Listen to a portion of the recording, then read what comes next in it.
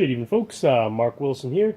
It's 11:27 on April 22nd, 2016. I'm here at the Fan Cave. What I have today is a new in the box Eskimo box fan. It's a I'll actually show you the box. I have it over here.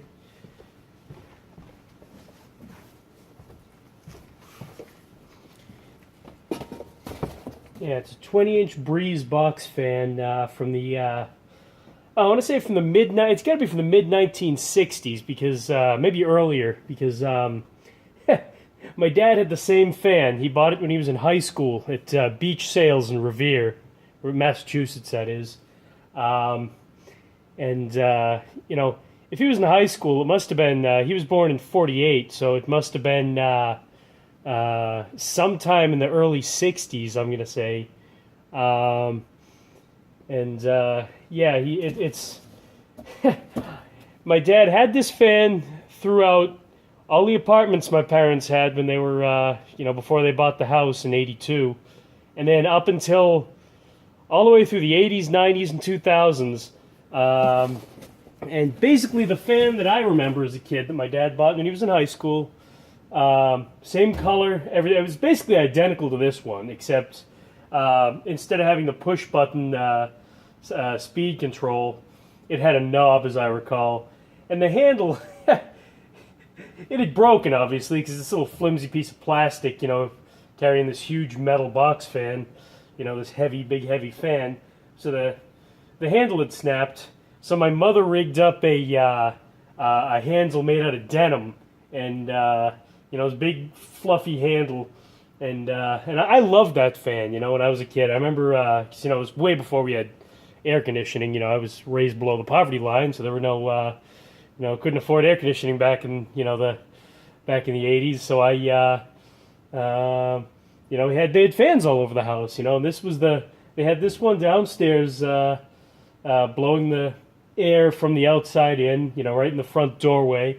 And I loved this fan. I remember crawling over to it, just playing with the knob until my parents would yell at me for,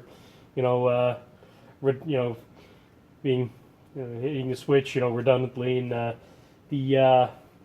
just remember, loved the color, just I remember it was the teal blue with the white grill, the off-white grill and the off-white center, the big round blades, 3 round steel blades, and had to be careful because these old fans would, parents say, hey, chop your finger off, you get it stuck in there, and so I always made sure never to insert my hand into the fan, into the grill. But I loved the sound it made. I loved everything about this fan since I was a little kid, and kind of a sad story. When I went off to college, my dad brought the fan, because every year he'd put it back down into the cellar. And my dad took the fan and to work with him, and he had it there for a number of years. It still functioned to the best of my knowledge. But then, when I came back from college, it was gone. But my dad was using it at work, so I got to see it there when I'd go and visit him. And when I moved to Colorado back in 07, the fan was. My dad worked. It was a big atrium. It's a butterfly and insect museum, not too far from the fan cave. Actually, probably about 5 or 10 minutes from here. But the whole it was a big atrium, and the ceiling collapsed. And it was all glass, big glass ceiling, and he heard it start creaking, so he just yelled for everybody to get out. And, everyone left in, about 20 seconds after everybody vacated that part of the building. The roof collapsed, and my dad thinks that the fan just got, he was out of work for a while they were rebuilding, and he thinks that his fan got thrown away with the rubble. But it disappeared after that. And, I came across this one here on eBay, had to buy it now. I probably paid a little more than I should have for it, the fan plus the shipping. But I just saw it in the head because I got another box fan. I got a frigid box fan on Craigslist, and so I went on to eBay to see, just typed in, antique box fans, and I came across, as I was scrolling through, I came across this Eskimo, and I just, oh my god, it was a flashback, a blast from the past. I just had these visions of myself as a little kid, just enjoying this fan on, a hot summer day, standing in front of it, and I just clicked to buy it now. I said, I'm gonna get it, So anyway, here it is. You've got the on-off switch right here. Starts on high.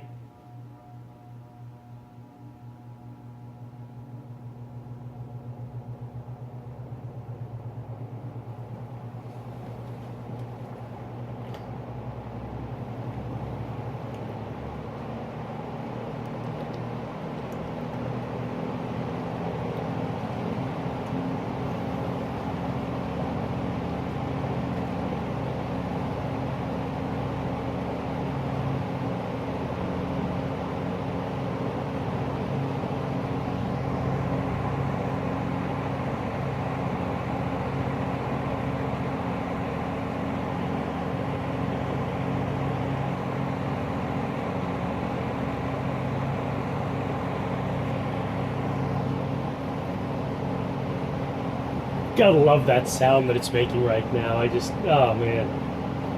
And if you're wondering why the picture is slightly off kilter right now, I think this is the first fan video I've done with my smartphone. I'm still trying to figure out how to use this gosh darn thing, and I have it suspended up right now on a view fan bracket, the double J hook bracket with an elastic. So I couldn't get it just right, just square, so at the angle that it's on, so it is what it is, so I'll figure out another testing, another mount for it eventually, but for now this is perfectly adequate. Got low, it's just a 2-speed, high and low. It's all anybody needed back then, they didn't need the, 3, 4, 5, whatever speeds. They just needed, I mean, I could have this. This is quiet now. I could sleep with a fan like this. In fact, if I had the room in my, next to my bed, I'd very, very well have this in there. But for now, I'm just going to keep it in the box here in the fan cave and take it out periodically to check it out. And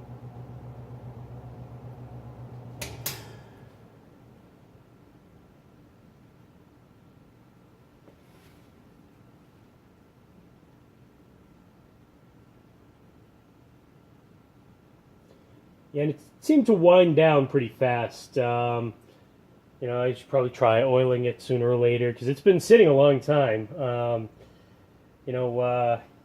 It looks like it was never used. I mean, there's a couple of scratches on the blades here and there. Looks like, some smart aleck kid might have stuck a pencil in there or something, or an object, as it was spinning. But I mean, there's really no tarnish. On the bottom, there's some... looks like there's some discoloration, but it's an industrial type of box fan. They probably didn't really worry about such things back then. But let me give you guys a closer look here. Here's the plug.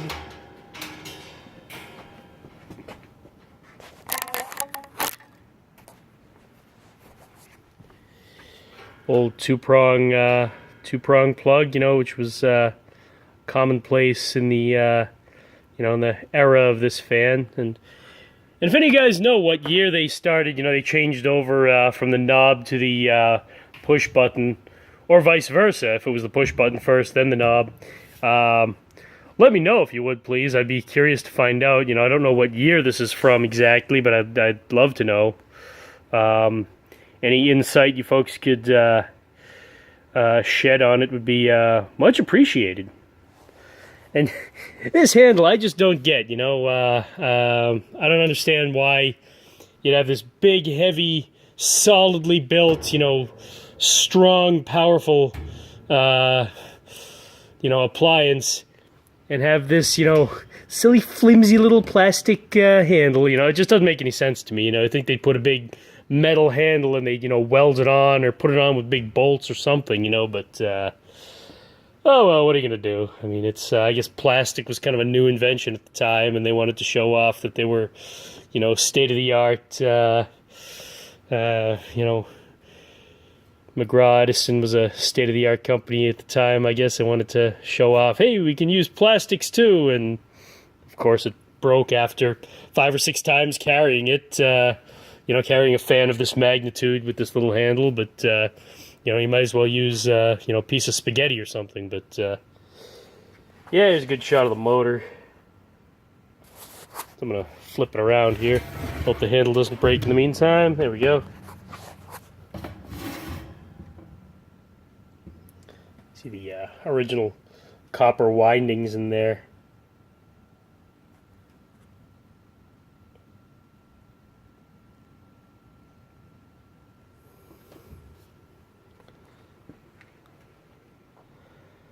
Yeah, you can see on the bottom how it's somewhat discolored, but it's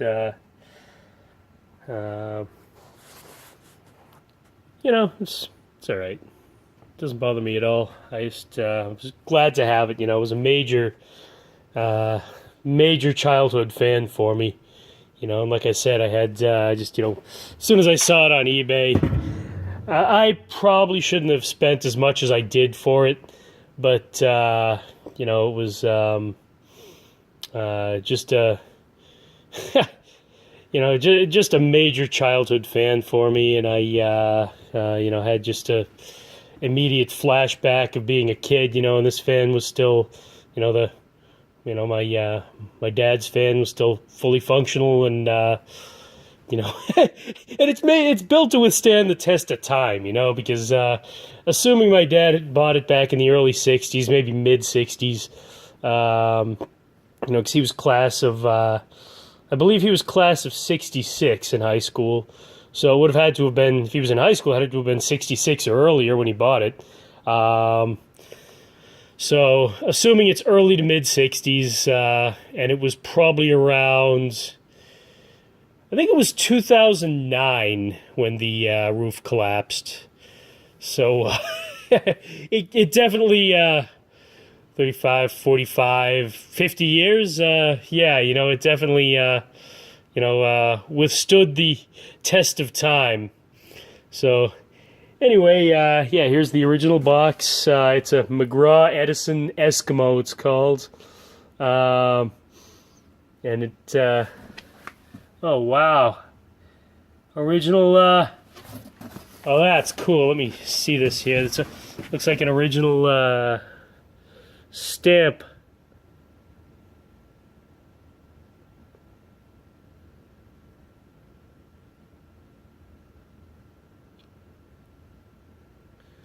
From Bangor, Maine.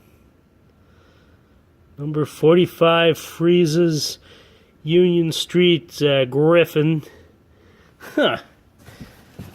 Wow, you never know what you're gonna see on these old boxes. Yeah, it's just original box. I couldn't believe. Whoa, is that an old price tag? That is. Holy, oh man. Unfortunately, the come on, focus, will you? Stupid phone. Anyway, looks like it says freezes, but yeah, I can't make out what the original price was, but yeah, that's about it. I love this fan. This is one of my favorite fans of all, just because it's I had such great memories. Life was simple back then. This was way before the internet, and way before iPhones and iPads and iPods and all that crap. There was just you wanted to get cool. We didn't have air conditioners or any of that. You wanted to get cool, you stand in front of a fan. It was just go outside and play and come back in, and the world's a different place now with central air conditioning and all that stuff. When I was growing up, this is what we did to stay cool. We had had the box fan downstairs. I had a little desk fan to stay cool with, in my room at night. And that was that was back in the 80s. And so anyway, thanks for watching. Stay tuned for more fan videos live at the Fan Cave. If you haven't subscribed to my YouTube page called The Fan Cave, please do. Feel free to check out my Facebook page of the same name. Thanks for watching. Good night and good luck.